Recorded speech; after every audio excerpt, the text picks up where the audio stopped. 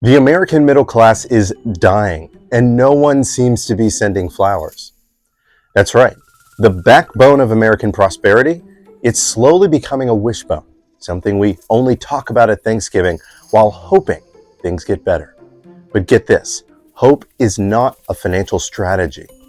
I'm going to show you exactly how this is happening, why it's by design, not an accident, and how you can avoid getting flattened like a pancake in a recession. Today, we'll talk about why your paycheck feels allergic to inflation, why jobs keep ghosting the middle class, and what you can actually do so that you're not left holding the financial bag while billionaires race yachts. Let's dive in. Part number one, the middle class is shrinking. Now here's the proof. In 1971, 61% of Americans were considered middle class. Today, that's about 51%.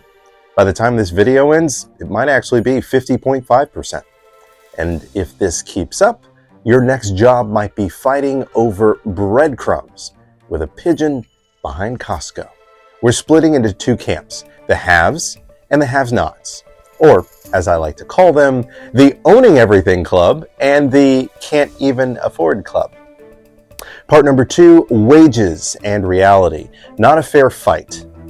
The cost of living is doing cardio while wages, they're on the couch eating potato chips. Okay? Housing, healthcare, food, education, insurance, all moonwalking upward.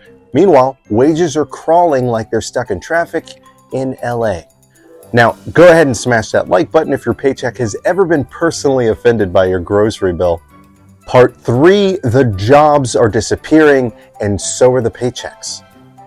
Globalization outsourced over 5.8 million US manufacturing jobs in the last 20 years. AI now threatens white-collar jobs like it's auditioning for Terminator Reboot, but with fewer abs and more spreadsheets. Middle-income jobs?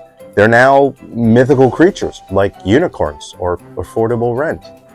Number four, inflation helps the rich and punches everyone else in the face. Let's talk about the inflation fairy. Yeah, she doesn't sprinkle magic dust. She just steals your lunch money and then gives it to the rich.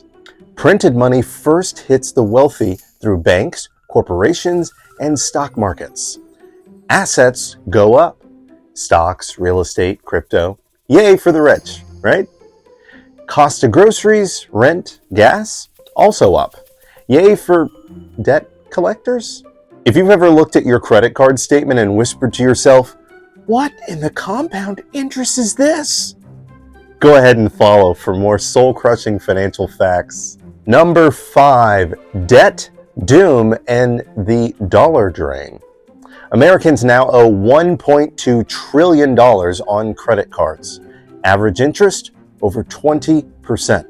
That's not borrowing. That's being mugged in slow motion. And yes, people are using it to stay afloat, meaning debt is now the new savings account, which is terrifying. Part six, the Fed's next move. Spoiler, it's more money printing. Okay, so let's rewind. During the great financial crisis, the Fed bought toxic assets like a hoarder with a credit line. During the pandemic, they printed like it was Black Friday at the Treasury. Next up, a sovereign debt crisis. Treasury bonds could become the next toxic asset. And the Fed's plan? Expand its balance sheet by over $7 trillion. Because apparently the solution to a debt is more debt. Genius. Part number seven, how you can protect yourself. No capes, no superpowers needed, just some common sense. Here's what you need to do. You need to diversify. Stocks, index funds, gold, silver, crypto. Yes, even if grandma still thinks Bitcoin is a sandwich. Also, don't hoard cash, okay? It loses its value like a reality show contestant loses dignity. Also, invest consistently, especially during dips. And above all, stop thinking saving is the same as winning. Like this video, if your idea of diversified portfolio used to be splitting your paycheck between Netflix, Starbucks, and regret. All right, so let's wrap this up. The American middle class is dying.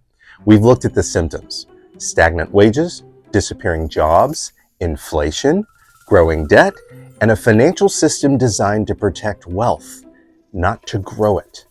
Do you think the middle class is truly on life support? Or is there hope that we can shock it back with a defibrillator made of ETFs and common sense? Drop your thoughts in the comments below. And as always, make sure you come with receipts. Let's grow together. Until next Money Monday, thank you so much for watching. I've been Kevin with moneytreeandme, providing better security and ensuring better lives. Make it a great day.